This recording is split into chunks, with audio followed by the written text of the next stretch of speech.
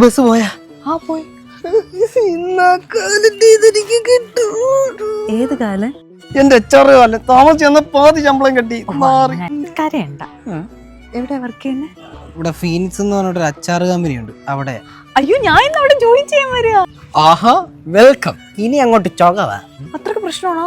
ഏയ്, ഇവിടെ വീട് ഉണ്ടാവില്ല. അപ്പുറത്തെ ലൈനില്ലേ എന്റെ രണ്ടാമത്തെ വീട്. അത് മറ്റേ പട്ടാളത്തിലുള്ള പുള്ളിയുടെ വീടല്ലേ? പുള്ളിയും ഫാമിലി ഇവിടെ ഇല്ലല്ലോ. ആ അച്ഛൻ റിട്ടയർഡായി. അപ്പൊ നമ്മൾ നാട്ടിൽ ഇങ്ങോട്ട് തിരിച്ചു വന്നു. എടി വെള്ളപ്പാറ്റേ, നീ തിരിച്ചു വന്നാ?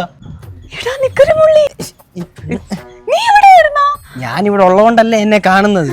എന്നാലും എടി നീ വളർന്നു പോയടി. പറയണേട്ടാ, നീ ഒട്ടും വലുതായില്ലെന്ന്. പിന്നെ ആടി എങ്ങനെ പോന്നു? നിന്റെ കല്യാണമൊക്കെ കഴിഞ്ഞാ? ഇവിടെ നോക്കുന്നുണ്ടേ, പക്ഷെ എനിക്ക് അങ്ങോട്ടൊന്നും സെറ്റ് ആവുന്നില്ല. പിന്നെ ഞാൻ അറിഞ്ഞു നിന്റെ കല്യാണം കഴിഞ്ഞായിരുന്നോ? കല്യാണം കഴിഞ്ഞായിരുന്നടി, ഡിവോഴ്സായി. അതൊന്നും സെറ്റായില്ല. അയ്യോ ഇവിടെ സോറി ഇടാ, ഞാൻ അറിഞ്ഞില്ലായിരുന്നു. അതിന് നീ എന്തിനാ സോറി അറിയാം? നാട്ടുകാർക്ക് മൊത്തം അറിയാന്നേ. 21ാമത്തെ വയസ്സിൽ ഒരു ആവശ്യത്തിൽ കയറി കെട്ടിയതാ.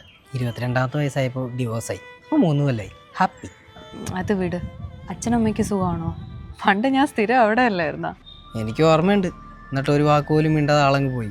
എടാ അതൊരു പ്രതീക്ഷിക്കാത്ത പോക്കായിരുന്നടാ. പിന്നെ നീയും എന്നെ കോണ്ടാക്ട് ചെയ്യാൻ ശ്രമിച്ചില്ലല്ലോ. ആര് പറഞ്ഞു കോണ്ടാക്ട് ചെയ്യാൻ ശ്രമിച്ചിട്ടില്ലെന്ന്? ഒന്നാമത്തെ കാര്യം, നിന്റെ പേരിലൊരു 100 പെമ്പിള്ളാരുണ്ട്. 10-15 കൊല്ലം അതിലടി കണ്ടിട്ട് DP വെച്ചൊന്നും മനസ്സിലാകത്തില്ലായിരുന്നു. പിന്നെ എന്നിട്ട് ഞാൻ വേറെ ആ 3-4 പെമ്പിള്ളാർക്കൊക്കെ മെസ്സേജ് ഇട്ട്. ഒന്നിന്നും റിപ്ലൈ വന്നില്ല. സാരമില്ല, ഇപ്പോൾ തിരിച്ചു വന്നില്ലേ? അല്ല, നീ നാട്ടിലോട്ട് തിരിച്ച് വന്നല്ലോ. പിന്നിപ്പോൾ ഒരേ കമ്പനിയിലല്ലേ വർക്ക് ചെയ്യാൻ പോകുന്നത്. അപ്പോൾ ഒരുമിച്ച് പോകാമല്ലോ. ഒരുമിച്ച് മുന്നോട്ട് പോകാൻ നോക്കാം.